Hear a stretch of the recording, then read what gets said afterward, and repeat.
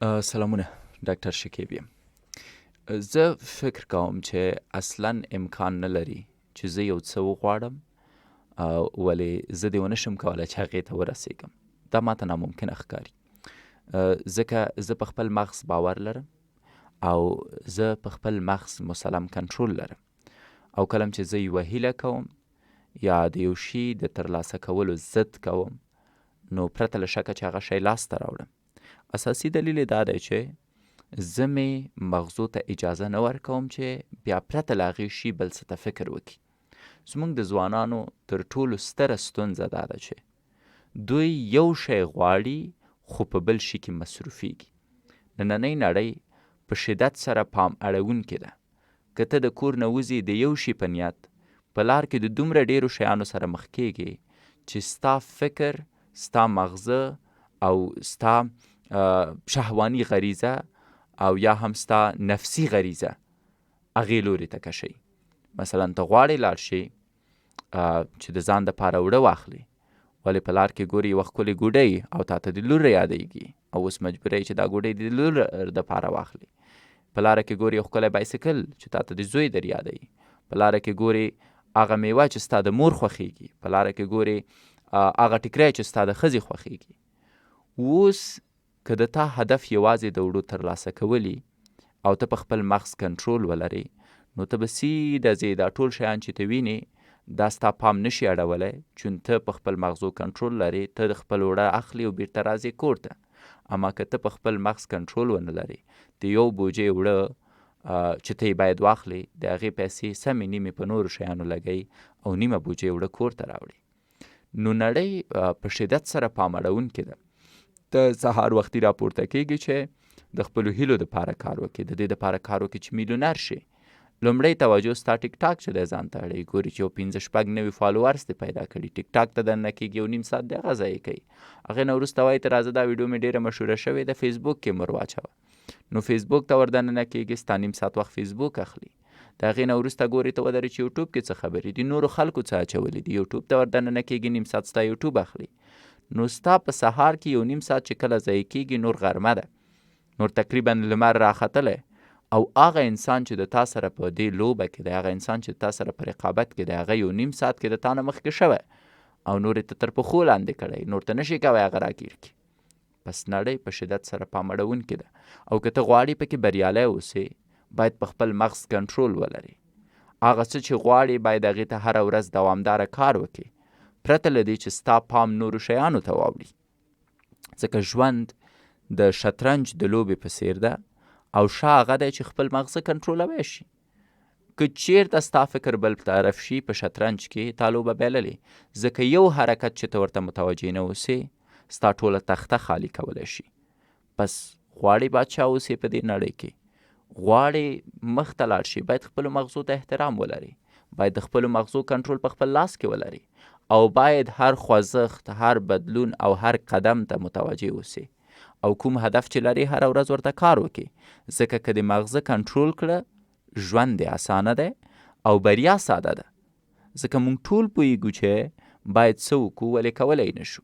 ته د هر هغه ځوان نه چې ناکامه دی پوښتنه وکړه چې آیا ژوند ته د پلان لري؟ پلان لري. دی پوهیږي چې باید څه وکړي، دی پوهیږي چې څنګه خپل ژوند بدل کړي، دی پوهیږي چې څنګه خپلې ستونزې له منځه یوسي. ما ته په زرګونو رواني ناروغان راځي چې څوک وایي زه ژور خفګان لرم، څوک وایي زه تشویش لرم، څوک وایي زه وسواس لرم، څوک وایي زه په خوب کې ستونزه لرم، څوک وایي زه جنسي ستونزه لرم، څوک وایي زه څو شخصیته یم. اوس د دې هر یو نه چې پوښتنه وکړي چې مشکل څه دی، ولې درته پیدا شو، په دلیل یې پوهیږي. مثلا یو ځوان راځي ما ته وایي چې والا زه ژور خفګان لرم، یا یو ځوان راځي ما ته وایي چې زه شدید تشویشونه لرم. کله چې زه ورته وایم ولې، وایي خو والا ډاکټر صاحب تحول راغی او د دې تحول له امله ما خپله وظیفه له لاسه ورکړه او پس انداز خو نه لرم. په کوم وخت کې مې چې وظیفه وه او ښې پیسې مې لرلې، پیسې مې هېڅ نه وي جمع کړي بدې ورځې ته، اوس هم بېکاره یم، کار نشته او دې ما ته تشویش پیدا کړی. پس ته پوهیږي چې تا ته ستونزه ولې پیدا شوې، په دلیل یې پوهیږي. څنګه یې حلوی شي؟ والا ډاکټر صاحب خو که یو صحیح وظیفه پیدا کړم بیرته مصروفه شم نو زه کولی شم چې دا ستونزه حل کړم. پس ولې صحیح وظیفه نه پیدا کوي؟ وظیفه نشته، سی وي دې جوړه کړې؟ نه، تر اوسه مې نه ده جوړه کړې. هره ورځ د خپله سی وي 10 دفترونو ته لیږلې؟ نه، تر اوسه مې نه ده لیږلې. ښه وظیفه څنګه درته نه پیدا کېږي؟ خو والا خلک وایي وظیفې نشته. د باندې وتلی کوم دروازه یې د دفتر ته ټکولې؟ نه، 2-3 ځایه مې ولیدل، نور نتیجه ورنه کړه، پرې مې ښوده. مګر بریا ته باید په 1 ورځ کې ترلاسه کړي، خو امکان نه لري. آیا په 1 میاشت کې تا ځان ته هدف ټاکلی چې زه په 1 میاشت کې باید 900 دفترو ته دروازه وټکوم یا 900 دفترو ته باید سی وي ولیږم؟ د 900 دفترو ته په میاشت کې سی وي ولیږه، زه وګورم تا ته د وظیفه پیدا نشي.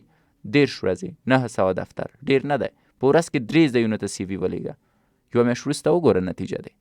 پس موږ پوهیږو چې باید څه وکړو د دې د خاطر چې خپل ستونزې حل کړو.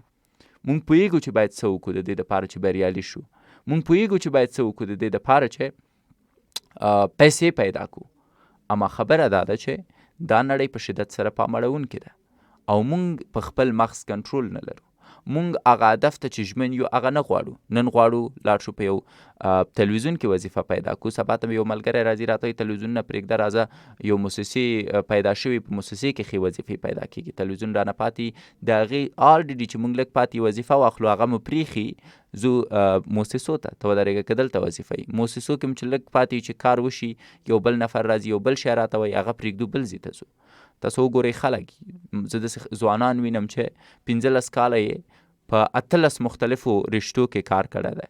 او اوس چې ورنه پوښتنه کوي څه کاره یې؟ وایي ما نه خپل هم هیر دي چې زه څه کاره یم. چونده په خپل مغز کنټرول نه لري. او کله چې ته په خپل مغز کنټرول ونه لري، ته مشخص اهداف نه لري. کله چې ته مشخص اهداف ونه لري، ته نشي کولی هره ورځ هغې هدف ته کار وکړي. او کله چې ته یو شي ته کار نه کوي، د ورځې په پای کې ته هیڅ کاره یې. ځکه که ته هر شي کې کار وکړې، بالاخره یو شي کې هم نشي رسېدی. نو دا ډیره زیاته مهمه مسله ده چې تاسو خپل مغزو ته احترام ولرئ. دا ډیره زیاته مهمه مسله ده چې تاسو خپل مغزه کنټرول کړئ شئ. او دا یوازینی شی ده چې تاسو یې کنټرولوی شئ. ځکه ته د وجود یو غړی هم بل نشئ کنټرولوی. ته د زړه نشي کنټرولوی. دغه اوس امکان لري ستا زړه ودرېږي او ته د زړه حمله در باندې راشي، مړ شي. دغه اوس کیدای شي ستا سږي کار پرېږدي او ته ساه وانه شي خیستی او مړ شي. دغه اوس کیدای شي ستا سترګې وړندې شي او ته نور ونه شي کولی چې دید وکړي. ځکه د دوی حرکات، د دوی کړنې، د دوی مسیر او د دوی تګلاره ستا په لاس کې نه ده. اما هو یوازینی شی چې ستا په لاس کې دی هغه ستا مغز ده، هغه ستا طرز د فکر ده، هغه ستا مفکوره ده. نو ډیره مهمه مسله ده چې تاسو مو خپلو مغزو ته په اوسني شرایطو کې چې حالات ډیر پامړونکي دي احترام ولرئ. په زه بیا هم وایم که چېرته خپلو مغزو ته احترام ونه کوئ، تاسو نشئ بریالي کېدی. نو امکان نه لري چې زه وغواړم یو څه وکم او زه د هغې ته ونه شم رسېدی. ولې؟ چون زه په خپلو مغزو باندې برلاسه یم. او ژوند د شطرنج لوبه ده. هر هغه فرد چې خپل مغزه کنټرولوي هغه په شطرنج کې شا ده او هغه لوبه ګټي. نو که د مغز کنټرول که ژوند یې اسانه کېږي، بریا اسانه کېږي. ځکه موږ ټول پوهیږو چې باید څه وکړو، ولې کولی یې نشو؟ د دې د خاطره چې زمونږ پام زر اوړي نورو شیانو ته. او که چیرته ته غواړې چې بریالی اوسې، یوازینی د وجود غړی چې ته یې کنټرولوی شي هغه ستا مغزه دي. ځکه مغزه دي چې کولی شي ستا ژوند کې مثبت یا منفي تغییرات راولي. نو دا ډیره مهمه مسله ده او دې ته توجه ډیره زیاته مهمه ده.